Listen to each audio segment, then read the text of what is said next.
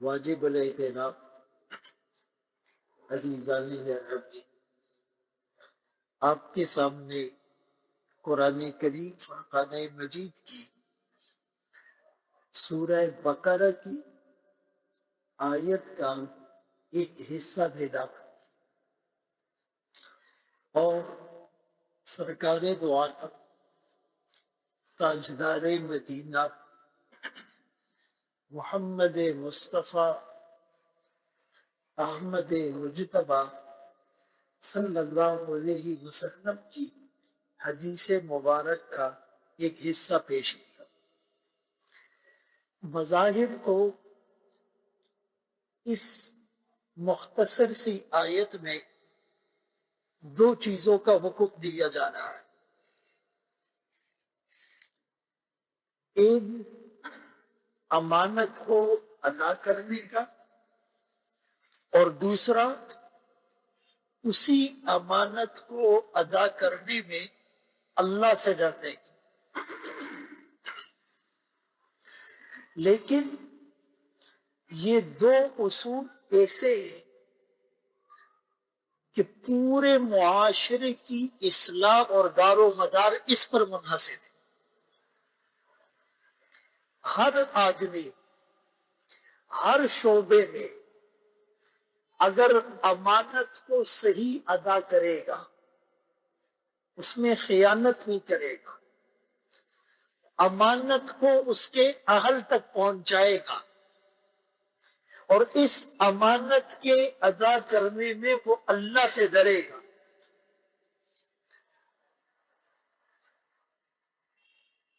سب کو ان کے حقوق ملیں گے۔ تو یہ ایک مثالی معاشرہ بن جائے گا۔ امانت کا مفہوم بہت وسیع ہے۔ ہم تو امانت صرف مال کو سمجھتے نا کہ یہ میں نے تمہارے پاس امانت رکھی ہے، یہ بعد میں لوٹا دے۔ قرآن کریم میں اللہ نے قرآن کو بھی امانت کہا، یہ پورا قرآن تمہارے پاس امانت، اس میں خیانت نہیں کرنا۔ اب اگر قرآن کریم کے 30 پارے، 7 منزلیں، 114 سورتیں، 547 غالباً رکوع، 6666 آیات، ہزاروں احکامات، ہزاروں منہیات جس میں روکا گیا ہے، ہزاروں واقعات، ہزاروں مثالیں، ہزاروں عبرتیں۔ اگر ہم سے پوچھا جائے کہ تم نے ان امانتوں کو ادا کیا تو ہمارا سر شرم سے جھک جائے گا، ہم آنکھیں نہیں اٹھا سکتے، ہم جواب نہیں دے سکتے۔ قرآن میں اللہ فرماتے ہیں اِنَّا عَرَضْنَا الْأَمَانَةَ عَلَى السَّمَاوَاتِ وَالْأَرْضِ وَالْجِبَالِ، ہم نے اس امانت کو یعنی قرآن کو پیش کیا آسمانوں پر، زمینوں پر، پہاڑوں پر، فَأَبَيْنَ أَن يَحْمِلْنَهَا، زمین بھی، آسمان بھی، پہاڑ بھی اس امانت کو اٹھانے سے انکار کر بیٹھے۔ وَأَشْفَقْنَ مِنْهَا، ڈر گئے کہ اتنی بھاری امانت، اتنی بھاری ذمہ داری۔ وَحَمَلَهَا الْإِنسَانُ، انسان نے اس کو اٹھا لیا، لیکن فوراً قرآن نے کہا اِنَّهُ كَانَ ظَلُومًا جَهُولًا، انسان نے اس امانت کو اس لیے اٹھایا کہ یہ ظالم تھا، جاہل تھا، اس کو پورا ادراک نہیں تھا۔ اس امانت کی جو حساسیت تھی، جو اہمیت تھی، جو قدر و قیمت تھی، جو قدر و منزلت تھی، جو رفعت اور عظمت تھی، جو وسعت تھی، وہ انسان کے ذہن میں نہیں تھی، ورنہ یہ اتنی آسانی سے اس امانت کو نہیں اٹھاتا۔ آج کل ہم خود سے عہدے مانگتے ہیں، مجھے وزیر بنا دو، مجھے مشیر بنا دو، اور پتہ ہوتا ہے کہ میں اس کا اہل نہیں ہوں۔ ایک تو یہ ہے کہ آپ کو پتہ ہے کہ میں اس ذمہ داری کا اہل ہوں، میرے اندر صلاحیت ہے، اور اگر میں اس ذمہ داری کو نہیں لوں گا، کوئی دوسرا آدمی آئے گا تو لوگوں کا نقصان ہوگا، امانت ضائع ہو جائے گی، تب تو وہ چیزوں کو ڈیمانڈ کر سکتا ہے۔ جیسے یوسف علیہ السلام نے کہا تھا اجعلنی علی خزائن الارض، مجھے وزیر خزانہ یا آج کل کی اصطلاح میں فائنانس منسٹر بنا دیجیے۔ کیوں؟ انہیں پتا تھا انی حفیظ علیم، میں اس شعبے کو جانتا ہوں اور میں اس کے حقوق کی حفاظت اور رعایت اور نگہبانی کروں گا، اور اگر یہ کسی نااہل کے ہاتھ میں چلا جائے تو امت کا اجتماعی نقصان ہوگا، اجتماعی مفادات کو ضرر اور نقصان پہنچے گا۔ وہ تو ایک الگ بات، لیکن ایک آدمی کو پتا ہو میں اس کا اہل نہیں، اس کا جو کرائیٹیریا ہے، پیرامیٹرز ہیں، معیارات ہیں، میں اس پر پورا نہیں اتر رہا، پھر بھی وہ مانگ رہا ہے اور اس کے لیے پیسے بھی دے رہا ہے، رشوت بھی دے رہا ہے، تو یہ اس لیے کر رہا ہے کہ خوف خدا نہیں۔ اللہ کا خوف ہوتا تو لوگ ڈرتے کہ بھائی میرے کاٹوں پر یہ ذمہ داری نہیں ڈالو۔ یہ آسان منصب نہیں ہے، یہ ممبر پہ بیٹھنا یہ کوئی معمولی بات نہیں ہے، ہمیں اس سے ڈرنا چاہیے۔ امامت کرنا یہ معمولی منصب نہیں ہے، اس کے تقاضے بہت حساس ہیں۔ ملک کا صدر بننا، ملک کا وزیر اعظم بننا، ملک کا آرمی چیف بننا، ملک کا وزیر دفاع بننا، ملک کا وزیر داخلہ بننا، کسی ملک کا وزیر خزانہ بننا، رعایا کا وزیر صحت بننا، وزیر تعلیم بننا، وزیر ثقافت بننا، وزیر مذہبی امور بننا، یہ معمولی چیز ہے۔ ہم لوگ لائن میں لگے ہوتے، ایک دوسرے سے آگے بڑھ رہے ہو۔ ایک وہ پاکیزہ دور تھا کہ لوگ ذمہ داریاں لینے سے کتراتے تھے، گھبراتے تھے، اپنے آپ کو چھپاتے تھے، اپنے آپ کو اس کا اہل نہیں سمجھتے تھے، حالانکہ اہل تھے۔ اور ایک ایسی الٹی گنگا بہ رہی ہے کہ اہل نہیں ہے اور دوڑ میں اور ریس میں لگے ہوئے۔ حضرت ابو ذر رضی اللہ عنہ ایک مرتبہ رسول اللہ صلی اللہ علیہ وسلم کی خدمت میں عرض کرنے لگے، آپ مجھے عامل اور گورنر کیوں نہیں بناتے؟ کسی علاقے کا گورنر بنا دیجیے۔ آپ صلی اللہ علیہ وسلم نے فرمایا اِنَّكَ ضَعِيفٌ وَإِنَّهَا أَمَانَةٌ وَإِنَّهَا يَوْمَ الْقِيَامَةِ خِزْيٌ وَنِدَامَةٌ۔ ابو ذر تو کمزور ہے اور یہ بڑی امانت ہے، اور قیامت کے دن یہ رسوائی اور ندامت کا سبب ہے۔ ہاں مگر اس آدمی کے لیے جو اس کے حق کو ادا کرے اور جو اس حق کو ادا کرنے میں اللہ سے ڈرے، وہ تو لے سکتا ہے، ہر آدمی کے بس کا یہ کام نہیں۔ اور اسی لیے کہا من جعل قاضیا فقد ذبح بغیر سکین، کہ جس کو قاضی بنایا گیا، وہ حکومت کا ہو یا خاندان کا ہو یا کسی کا جھگڑا ہو گیا، آپ کو حکم، آپ کو ثالث بنایا کہ آپ نے تصفیہ کرنا ہے، آپ نے صلح صفائی کرنی ہے، آپ نے انصاف پر مبنی، عدل پر مبنی فیصلہ کرنا ہے، تو فرمایا گویا کہ اس کو بغیر چھری کے ذبح کر دیا۔ کیا مطلب؟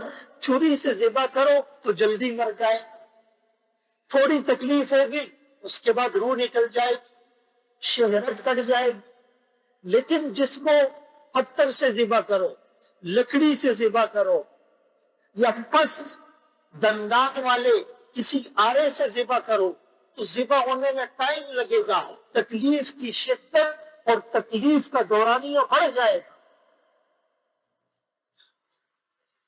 یہ بچوں کا کھیل تو نہیں۔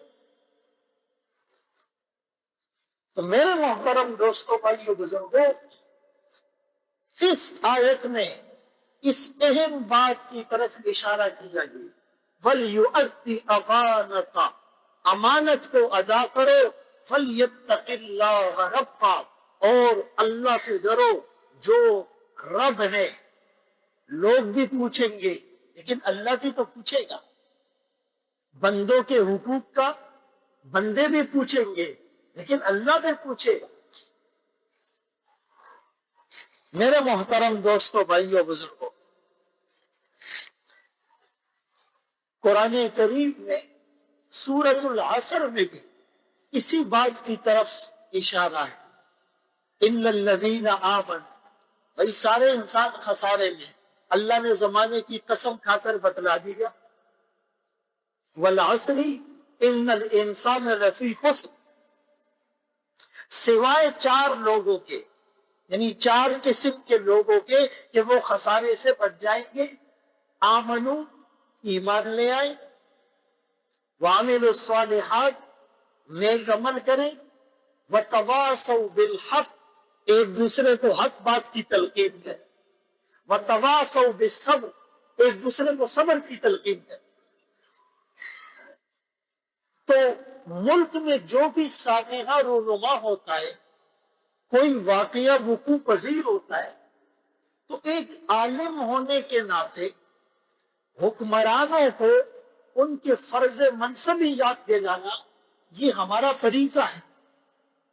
اب یہ سانحہ گل پلازہ ہوا اور یہ کوئی ایک واقعہ نہیں ہوا، اور اللہ معاف کرے جو حالات ہیں تو یہ کوئی آخری واقعہ نہیں ہے، یعنی سینکڑوں، کئی سو جانیں، معصوم جانیں وہ ملبے کے بوجھ تلے دب گئی، وہ آگ میں جل گئی، ان کے باقیات کا صفوف اور پاؤڈر بن گیا، ان کے اعضاء بھی ریزہ ریزہ ہو گئے، لیکن حکمران اپنی ذمہ داری کو تسلیم نہیں کرتے، اپنی غفلت کا اعتراف نہیں کرتے، اپنے عہدوں سے سبکدوش ہو کر استعفیٰ نہیں دیتے، ان کی باتوں میں ندامت کے کوئی آثار نظر نہیں آتے۔ اگر خیف خدا ہوتا، اگر امانت کو اس کی اہلیت اور قابلیت کے مطابق لوگوں کے حوالے کیا جاتا تو پھر ہمیں یہ دن نہیں دیکھنا۔ میرے محترم دوستوں، بھائیو، بزرگوں، حدیث پاک میں رسول اللہ صلی اللہ علیہ وسلم نے فرمایا، کلکم راع وکلکم مسئول عن رعیتہ، تم میں سے ہر آدمی نگہبان ہے اور اس سے اس کی رعایت اور ماتحتوں کے بارے میں پوچھا جائے، شوہر سے بیوی کے بارے میں، بیوی سے شوہر کے بارے میں، آقا سے اس کے خادم کے بارے میں، خادم سے اس کے مالک کے بارے میں، امام سے اس کے مقتدیوں کے بارے میں، مقتدیوں سے اس کے امام کے بارے میں، پڑوسی سے اس کے پڑوسیوں کے بارے میں، حکمران سے ان کی رعایا کے بارے، رعایا سے ان کے حکمران کے بارے.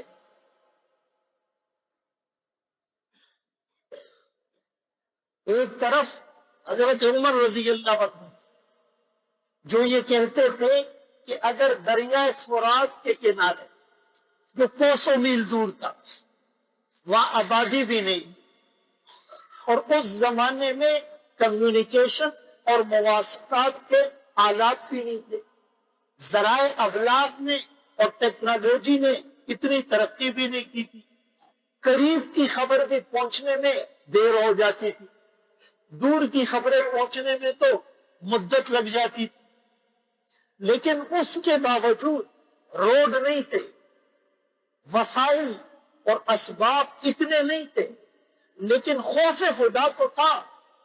تو وہ کہنے لگے کہ اگر میری حکومت میں، میرے عہد خلافت میں دریائے فرات کے کنارے ایک کتا بھوک سے مر جائے، بھوکا مر جائے، تو عمر تجھ سے اس کی پوچھو گی، اور وہ اپنے آپ کو ذمہ دار سمجھتے.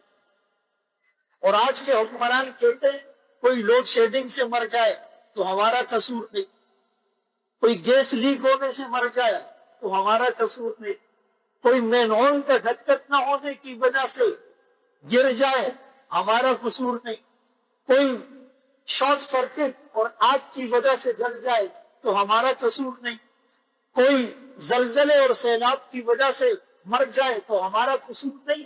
بھائی وہ قدرتی آفات ہیں، لیکن انتظامی ناقص مشینری کی وجہ سے جو 100 لوگ مرنے ہوتے 1000 مر جائیں.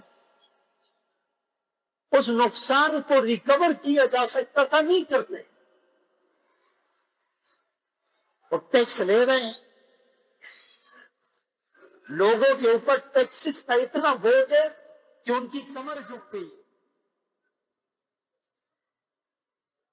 وہاں پر تو وہ اپنا حق سمجھتے، لیکن جب عوام کو ریلیف دینے کی بات آتی ہے تو کہتے جی بس یہ تو اللہ کی طرف سے تھا اور ہمارا کوئی قصور نہیں. اور اتنے آبادی میں ہم کس کس کا خیال رکھیں گے؟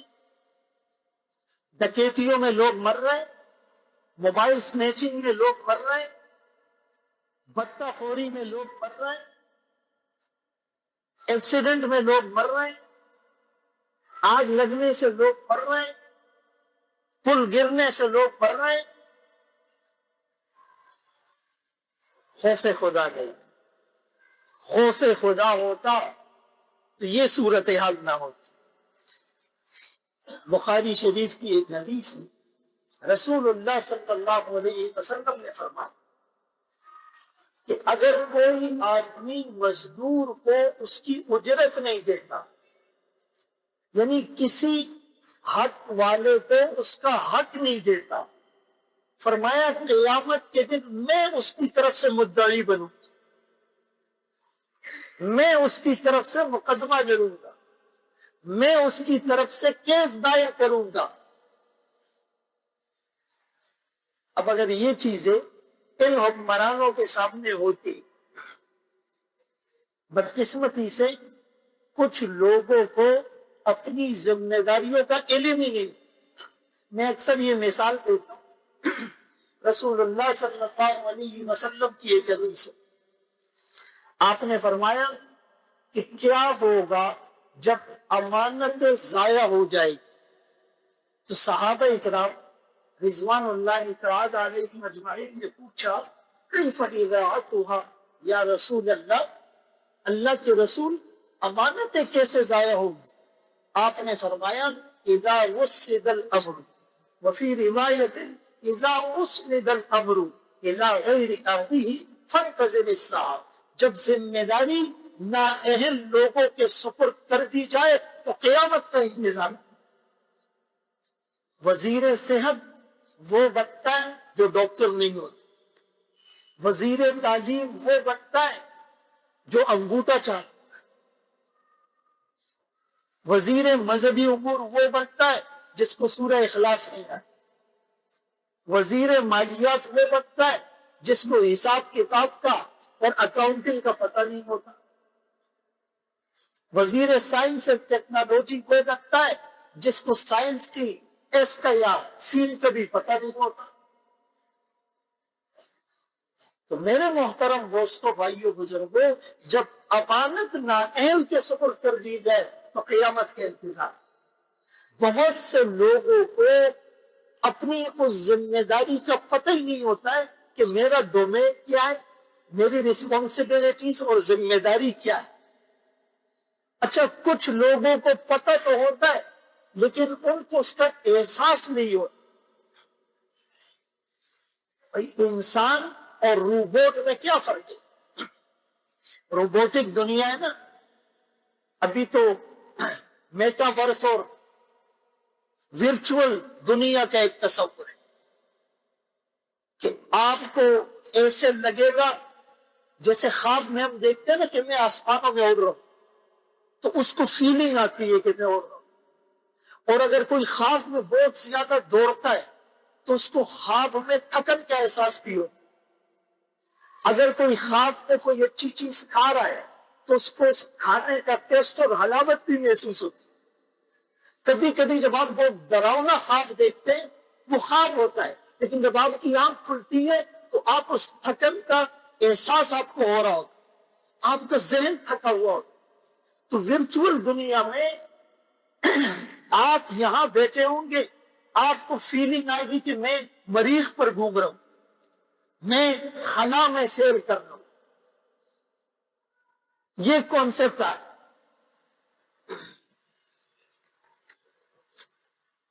تو کہنے کا مقصد یہ ہے کہ اس دور میں جب آپ نے فرمایا کہ بعض لوگ ان کو اپنی ذمہ داری کا پتہ نہیں، بعض لوگوں کو ذمہ داری کا پتہ ہے، احساس نہیں. لوگ کہتے ہیں نا روبوٹ بن گئے، آپ کہیں گے کھانا لا وہ لے آئے گا، پانی لا وہ لے آئے گا. چائنا میں، ان ممالک میں آپ نے کسی کو کوئی چیز بھجوانی ہے، آپ جائیں گے، ہوٹل کے نیچے ایک روبوٹ کھڑا ہو، مشینی روبوٹ، آپ اس کے 2-3 کوڈ دبائیں گے، اس کا یہاں پیٹ کھلے گا، آپ اس میں اپنی امانت رکھیں گے، پھر فیڈ کریں گے کہ یہ 10ویں فلور پر روم نمبر 1005 میں فلاں بندے کو دے. وہ روبوٹ باقاعدہ اندر آئے گا، لفٹ کا بٹن دبائے گا، لفٹ میں اندر آئے گا، لفٹ پہلی منزل پہ رکی، 5ویں پہ رکی، 7ویں پہ رکی، لوگ نکل رہے اندر آ رہے. یہ نہیں آئے، یہ 10ویں فلور پہ باہر آئے اور سارے کمروں کو چھوڑ کر 1005 پر جا کر نوک کرے. اور پھر بندہ آئے گا، اس کو کوڈ کا پتہ ہو، وہ کوڈ انٹر کرے گا، چیز لے لے. یہ دور آ گئے. روبوٹ اپنے لیے گھر میں رکھے، وہ ان سے باتیں کرتے اور ان کا دل بہلاتے اور ان کو تنہائی کا اور وحشت کا احساس نہیں ہونے دیتے. ایک انسان کی طرح انسیت اور مایوسیت والا ماحول ہوتا ہے. تو ٹھیک ہے بھائی، سائنس نے روبوٹ بنا دیے، وہ آپ کی ہر بات مان رہے ہیں، لیکن اس میں فیلنگ نہیں ہے کہ غریب کو دیکھ کر اس کی آنکھوں سے آنسو نکلا، غریب کو دیکھ کر اس کا دل دہل جائے. یہ اللہ نے انسان میں رکھا ہے. جب یہ احساس انسان سے نکالو تو اس مشین میں کیا فرق ہے؟ کوئی فرق نہیں. تاکہ ایک آدمی حساب کتاب کر رہا ہے تو کسی نے آ کر خبر دی کہ روڈ پر ایکسیڈنٹ ہو گیا اور ٹرک نے ایک بچے کو کچل دیا. اب تھوڑی دیر کے لیے وہ حساب کتاب روک لیتا ہے، کہتا ہے بڑا افسوس ہوا، انا للہ و انا الیہ راجعون. کس کا لخت جگر ہوگا، کس کا لاڈلا ہوگا، کس کی آنکھوں کا نور ہوگا. لیکن تھوڑی دیر کے بعد پھر وہ اپنے حساب کتاب میں لگ جاتا ہے، مگن ہو جاتا ہے. اب تھوڑی دیر کے بعد پھر کسی نے آ کر اطلاع دی کہ وہ بچہ جس کو ٹرک نے کچل دیا وہ کسی اور کا نہیں، تیرا اپنا بچہ ہے. اب بتاؤ، اب فیلنگ تبدیل ہو جائے. وہ چیخے گا، چلائے گا، کرسی کو لات مارے، حساب کتاب کو پھینک دے گا، پاگلوں کی طرح روڈ کی طرف جائے حادثہ کی طرف لپکے گا۔ تو یہ احساس جو اپنے بچے کے لیے ہے یہ سارے بچوں کے لیے آ جائے۔ حکمرانوں، تمہیں جھنجھوڑنا چاہتا ہوں، اپنے آپ کو جھنجھوڑنا چاہتا ہوں کہ تمہارے کسی رشتہ دار پر اگر ڈرون کیمرہ آ کر لگ جائے غلطی سے کسی تقریب میں، تو تم کہتے ہو یہ کس کی سازش تھی؟ تحقیقاتی ٹیم بنتی ہے، جوائنٹ انٹروگیشن ٹیم بنتی ہے، اور ذمہ داروں کا تعین کر کے کیفر کردار تک پہنچاتے ہو۔ ایک پل تم چین سے نہیں بیٹھتے، اور غریب کے بچے گٹر میں گر کر مر رہے ہیں۔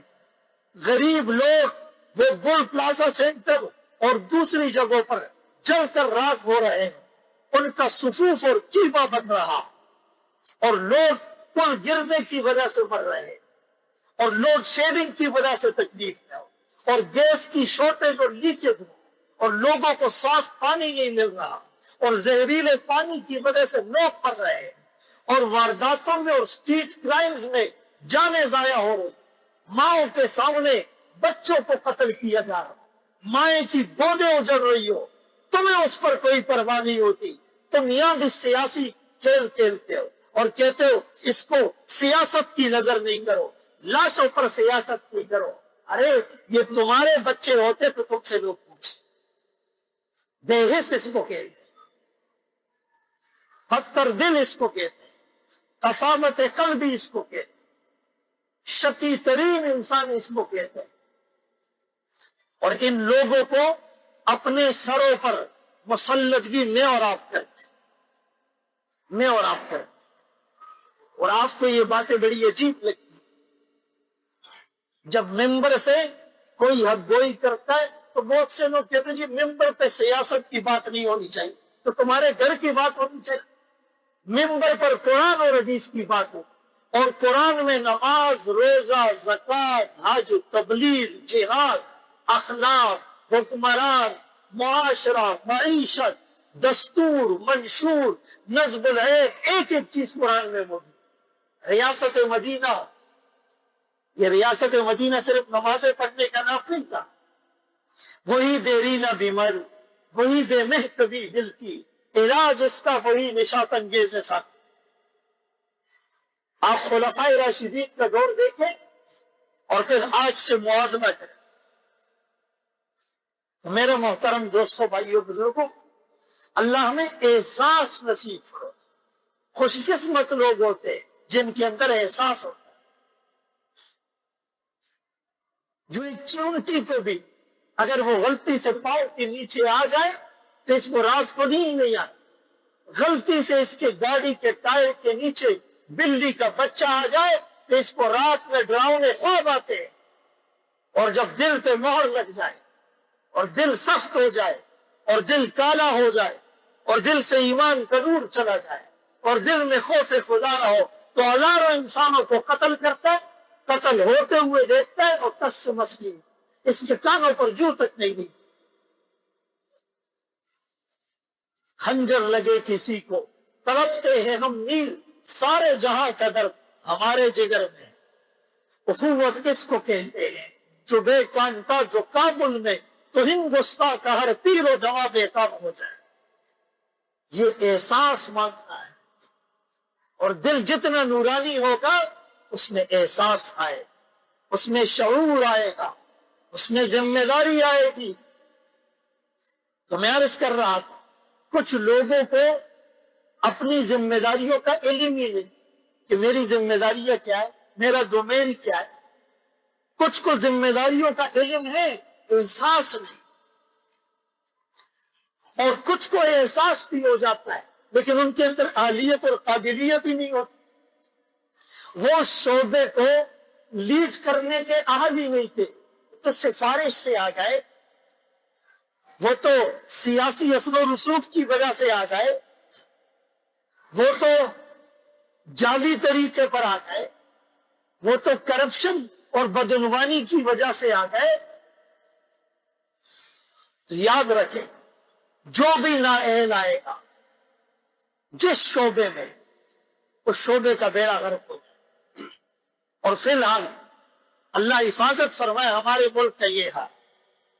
کھلے لفظوں میں کہہ رہا بہت کم لوگ ہوں گے جو اپنے عہدوں پر اپنی اہلیت اور قابلیت کی وجہ سے ہوں گے اور جن کے دل میں خوف خدا ہو. فَمَن يَعْمَلْ مِثْقَالَ ذَرَّةٍ شَرًّا يَرَهُ. 30واں پارہ سورۃ الزلزال.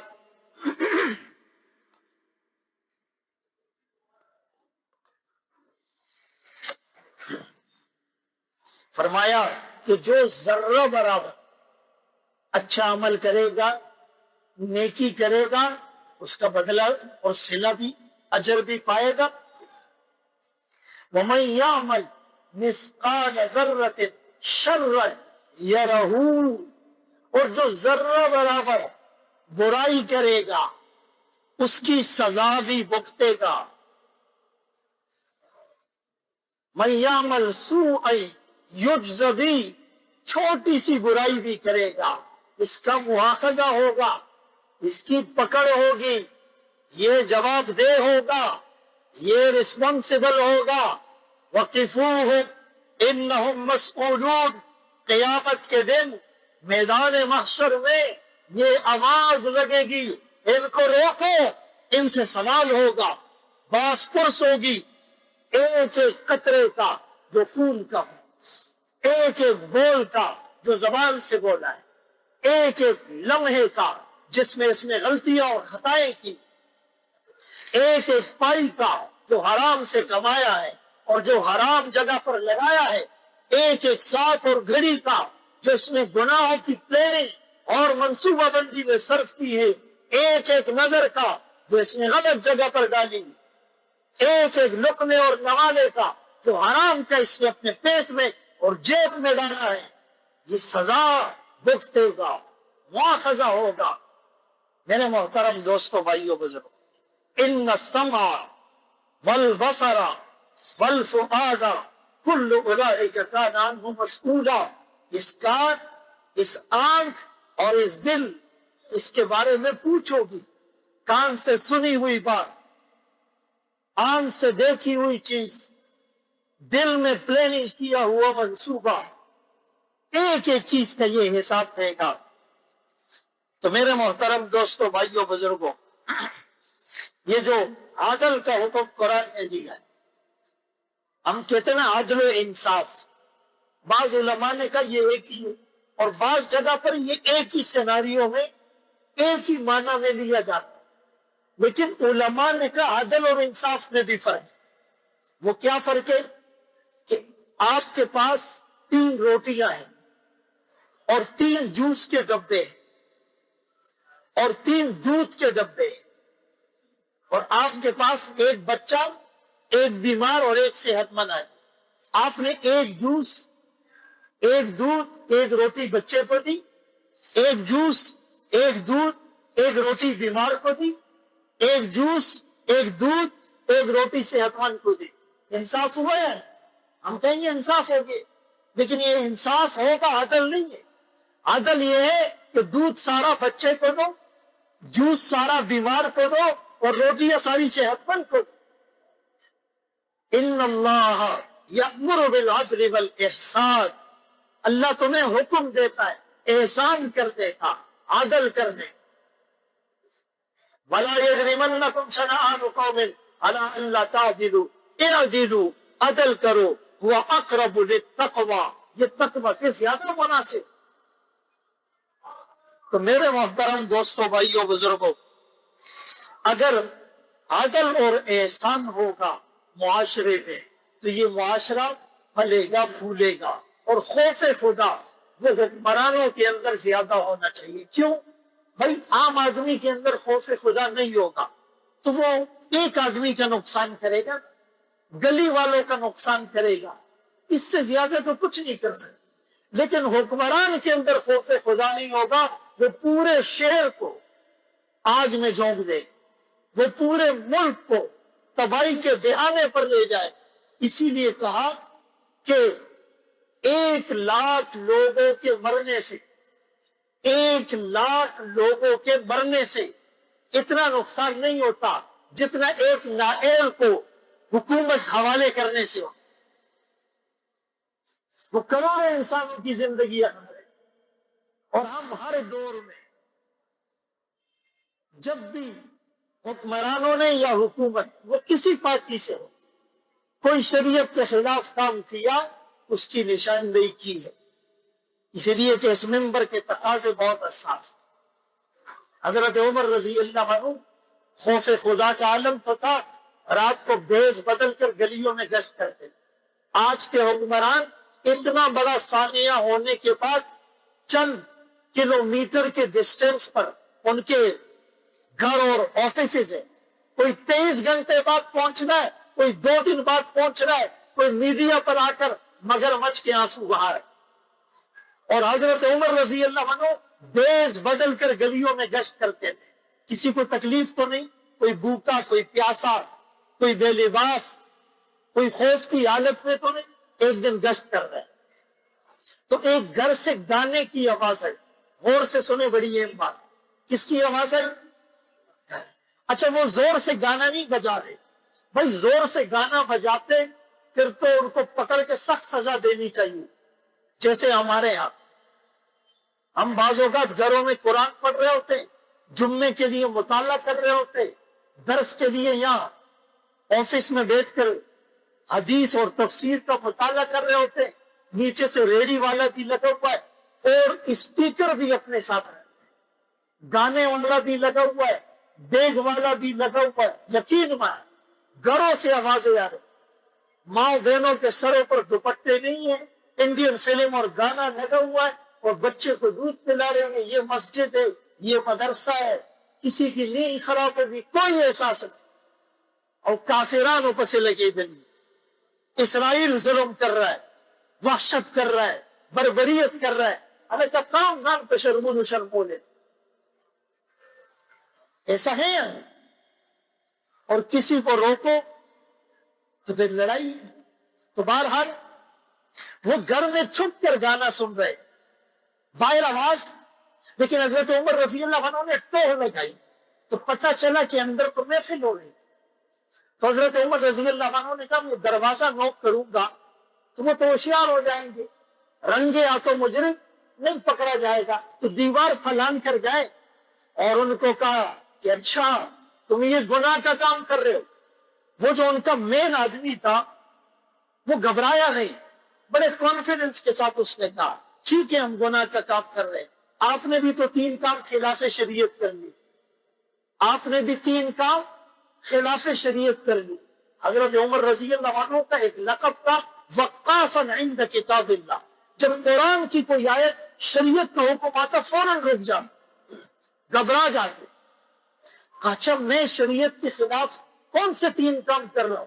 کہا کہ پہلا کام قرآن کہتا ہے وَلَا تَجَسَّسُوا، کسی کی توہ میں نہ لگ. تو آپ نے اتنی ٹوہ کیوں لگائی؟ ایسا ہے. اور کہا دوسرا قرآن کہتا ہے کہ کسی کے گھر میں بغیر اجازت کے نہ جاؤ، آپ بغیر اجازت کے کیوں آئے؟ اور تیسرا قرآن کا حکم ہے کہ وقت البیوت من ابوابها، گھروں میں جاؤ تو دروازے سے جاؤ. آپ نقب لگا کر دیوار پھلان کر آئے. آپ نے بھی تو 3 کام خلاف شریعت کی.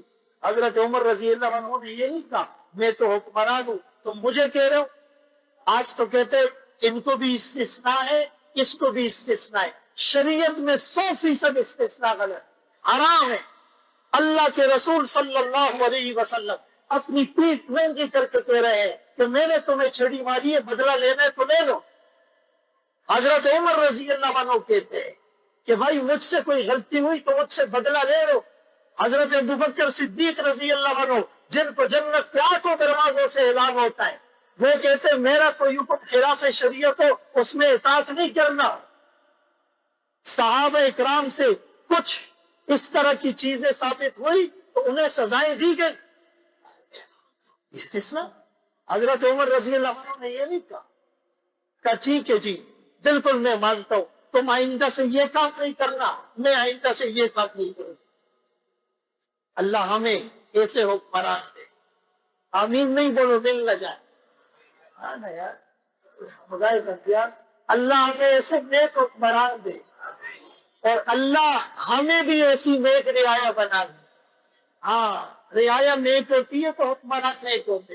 نامن چکم کاروں نے شروع کری دی پر دیکھ کے حکمرانان ناراضی. ہم نے جو کھیل تماشا لگا رکھا ہے، جو ڈرامے بازیاں ہو رہی ہے، جو چونا لگا رہے نا، پان والا تو بتا کر چونا لگا، ہم بغیر بتا کے جو لگا رہے، تو اس پر وہ حکمران ملنا ای خیال است و محال است و جنون است. ہم نیک ہوں گے اللہ حکمران نیک دے گا. اللہ نے حالات کے سوئچ کو اعمال کے ساتھ جوڑ رکھا ہے. بٹن آن ہوتا ہے، لائٹ آن ہوتی ہے. فرمایا نیچے سے اچھے اعمال جائیں گے، اوپر سے اچھے حالات آئیں گے. اعمالکم حکمانکم، تمہارے اعمال ہی تمہارے حکمران ہے.